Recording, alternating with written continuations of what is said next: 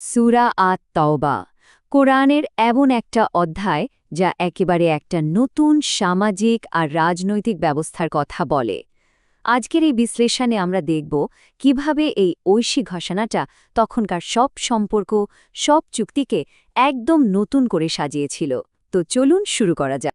শুরুটাই হয়েছে অবিশ্বাস্য ঘোষণা দিয়ে।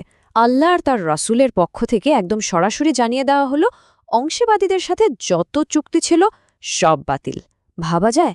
শুধু এই একটা বাক্যই আরবের তখনকার পুরো রাজনৈতিক পরিস্থিতিকে যেন এক ঝটকায় ওলটপালট করে দিল। আর এটা পরিষ্কার করে দিল যে সামনে একটা বিশাল পরিবর্তন আসছে। কিন্তু প্রশ্ন তো আসেই, তাই না? হঠাৎ করে কেন এমন একটা ঘোষণা? আর এই ঘোষণার ফলে বিভিন্ন দল বা গোষ্ঠীর ভবিষ্যৎটা ঠিক কোন দিকে যাচ্ছিল? আসলে এই প্রশ্নগুলোর উত্তরের মধ্যেই কিন্তু লুকিয়ে আছে এই ঘোষণার মূল উদ্দেশ্যটা, আর আমরা সেটাই খুঁজে বের করার চেষ্টা করব। তো আজকের এই আলোচনায় আমরা ধাপে ধাপে দেখব, প্রথমে সেই ঐশী ঘোষণাটা কি ছিল, তারপর চুক্তি আর সংঘাতের নিয়মগুলো কেমন ছিল, এরপর আমরা দেখব তোবা বা ক্ষমার দরজা, সমাজের ভেতরের কিছু চ্যালেঞ্জ, একজন সত্যিকারের বিশ্বাসীর চিহ্ন কি কি, আর সবশেষে কিভাবে এই সব কিছু মিলে একটা নতুন সমাজ তৈরি হচ্ছিল। আচ্ছা, তাহলে আসা যাক প্রথম পর্বে। এই যে ঘোষণাটা, এটা কিন্তু শুধু একটা চুক্তি বাতিল করার মধ্যেই সীমাবদ্ধ ছিল না। না, এটা ছিল একটা নতুন যুগের শুরু, যার প্রভাব ছিল অনেক অনেক গভীর। এত বড় একটা কঠোর ঘোষণার পরেও দেখুন, একটা সুযোগ কিন্তু দেওয়া হয়েছিল। অংশীবাদীদের ৪ মাসের একটা সময় দেওয়া হলো। এই সময়টা ছিল তাদের জন্য, যেন তারা নতুন পরিস্থিতিটা নিয়ে ভাবতে পারে, নিজেদের অবস্থানটা ঠিক করে নিতে পারে। মানে নতুন নিয়ম চালু হওয়ার আগে এটাই ছিল তাদের শেষ সুযোগ। এবার আসি চুক্তি আর সংঘাতের বিষয়, কারণ এই যে ঘোষণাটা দেওয়া হলো, এটা কিন্তু সবার জন্য একই রকম ছিল না। এখানে খুব যত্ন করে একটা পার্থক্য করা হয়েছিল। এখানে দুটো দলকে একদম আলাদা করে দেখা হয়েছে। একদল হলো তারা যারা চুক্তি ভেঙেছে, তাদের বিরুদ্ধে কঠোর ব্যবস্থা নেওয়ার কথা বলা হয়েছে। আর অন্যদিকে ছিল আরেকটা দল যারা তাদের চুক্তি রক্ষা করেছে, শত্রুদের সাহায্য করেনি।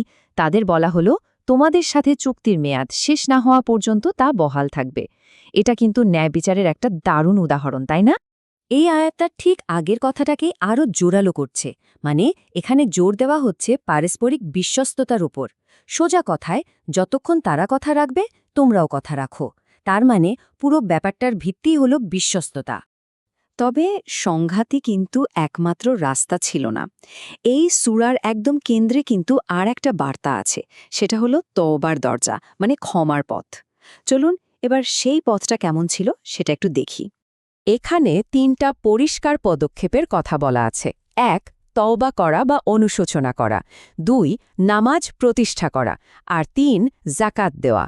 বলা হচ্ছে, যদি আগের শত্রুরা এই ৩টা কাজ করে, তাহলে তারা শুধু ক্ষমাই পাবে না, বরং সমাজের ভেতরে ধর্মীয় ভাই হিসেবে তাদের গ্রহণ করে নেওয়া হবে। এটা কিন্তু সবাইকে কাছে টেনে নেওয়ার একটা অসাধারণ বার্তা। এই আয়াতটা খুব সুন্দরভাবে বুঝিয়ে দেয় যে শেষ লক্ষ্যটা আসলে ক্ষমা আর দয়া। মূল ডাকটা কিন্তু যুদ্ধের নয়, বরং অনুশোচনা করে ফিরে আসার। যারা ঠিক পথে ফিরে আসবে তাদের জন্য আল্লাহর ক্ষমা আর দয়ার দরজাটা সবসময় খোলা। আচ্ছা, বাইরের শত্রুদের কথা তো হলো, কিন্তু তখন মুসলিম সমাজকে ভেতর থেকেও একটা বড় চ্যালেঞ্জের মুখোমুখি হতে হচ্ছিল। আর সেটা কি? সেটা হলো মুনাফেক বা কপট ব্যক্তিদের উপস্থিতি। মানে যারা মুখে এক কথা বলতো আর তাদের মনে থাকতো ঠিক তার উল্টোটা। এই মুনাফিকদের কিছু বৈশিষ্ট্য একদম চোখে পড়ার মতো ছিল।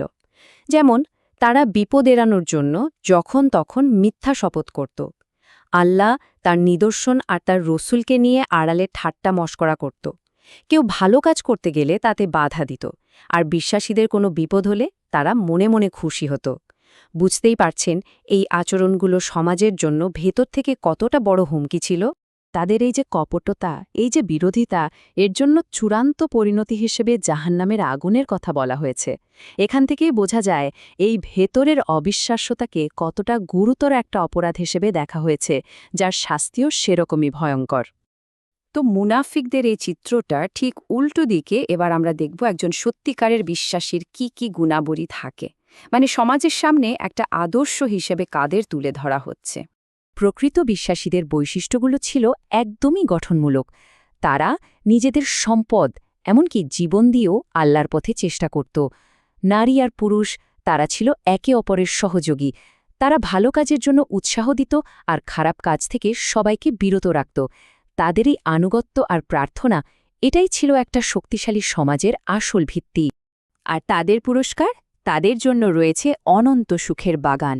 কিন্তু তার থেকেও বড় একটা পুরস্কারের কথা বলা হয়েছে, আর সেটা হলো আল্লাহর সন্তুষ্টি। মানে দুনিয়ার সব কিছুর ঊর্ধ্বে এই যে আধ্যাত্মিক অর্জন, একেই বলা হয়েছে সবচেয়ে বড় সাফল্য।